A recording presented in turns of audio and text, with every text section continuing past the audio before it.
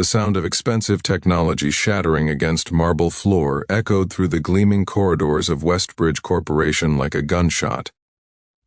Marcus Chen, a 52-year-old janitor with calloused hands and tired eyes, stood frozen, mop still clutched in his trembling fingers, as he stared at the destroyed laptop lying in pieces at his feet.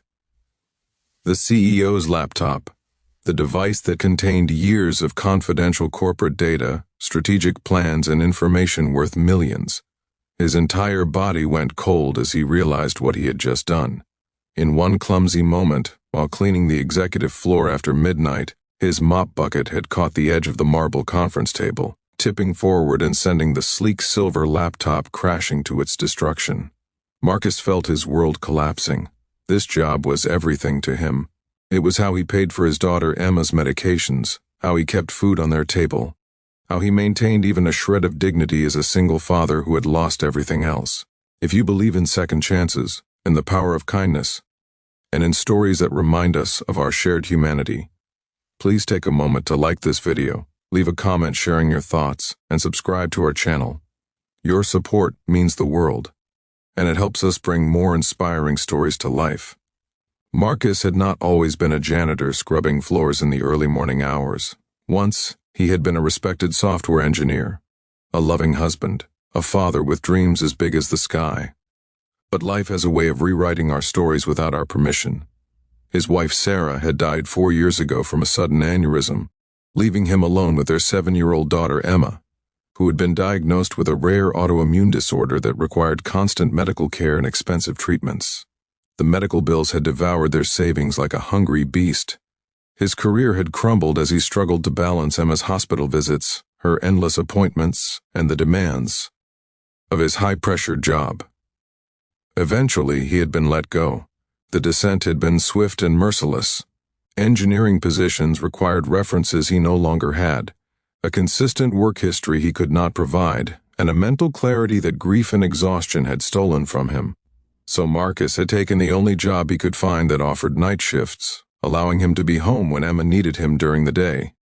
He became invisible, one of the silent workers who cleaned the offices of people who would never know his name, never see his face, never understand that he had once sat in rooms just like theirs, making decisions that shaped companies and careers. He had swallowed his pride because pride could not pay for Emma's medication. He had accepted his new reality because his daughter's life depended on it. And he had been good at being invisible, careful and thorough, until this one terrible moment when his exhaustion had caught up with him, when his hand had slipped, when everything had come crashing down.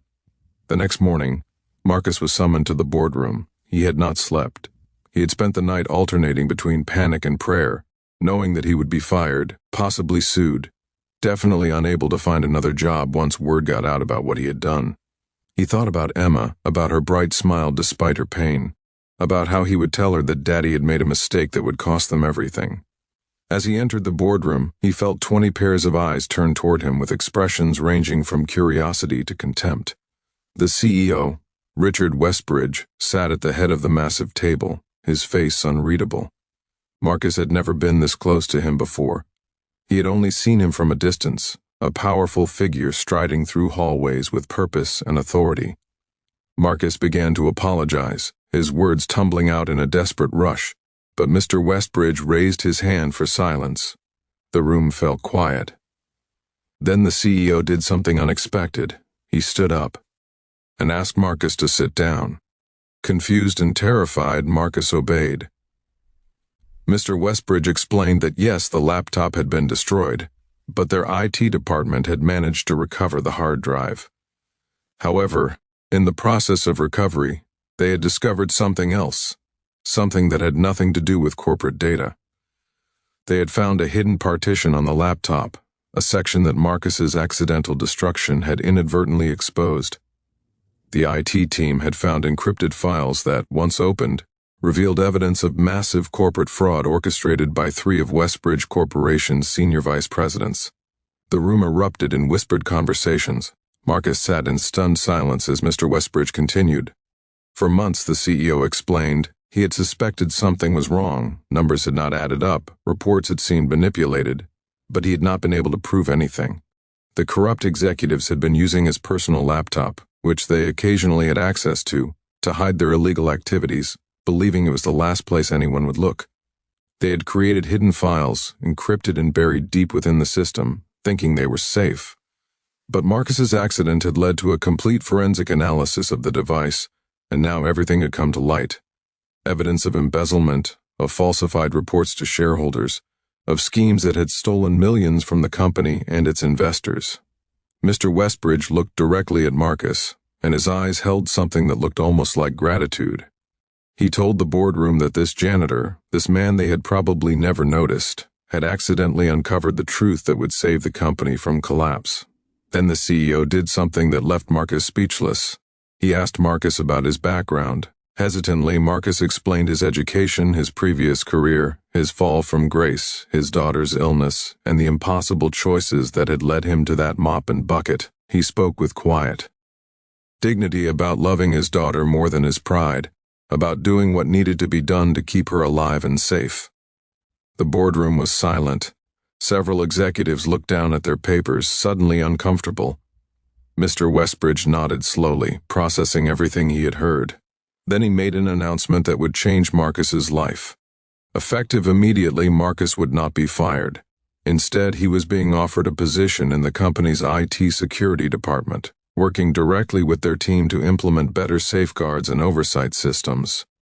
The salary would be substantial, enough to cover Emma's medical expenses and rebuild the life that tragedy had torn apart.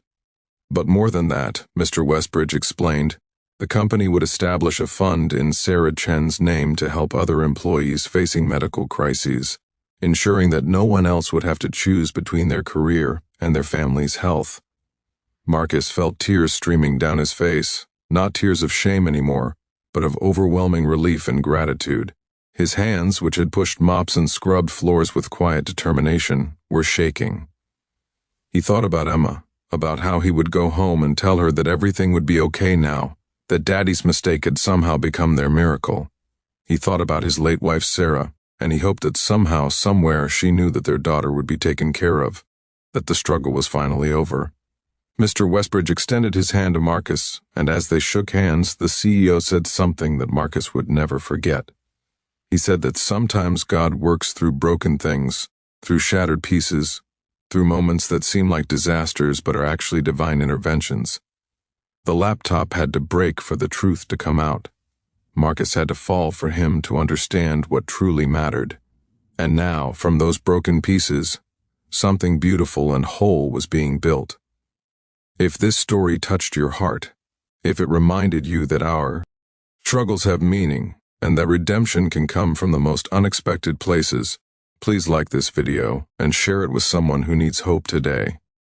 Your engagement helps these stories reach people who need them most. Before we end, please take a moment to comment below what this story meant to you, or share a time when something difficult in your life led to an unexpected blessing. As Marcus left the boardroom that day, walking with his head held high for the first time in years, he realized that he had never really been invisible. He had been seen all along by the eyes that mattered most, by a grace that works through our failures and our fears, turning our deepest pain into purpose.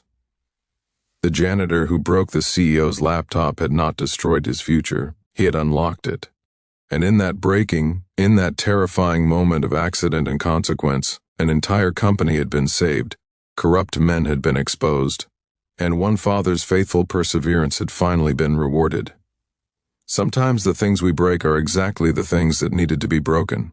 Sometimes our worst mistakes become our greatest miracles. And sometimes the people the world overlooks are exactly the ones God has chosen to change everything.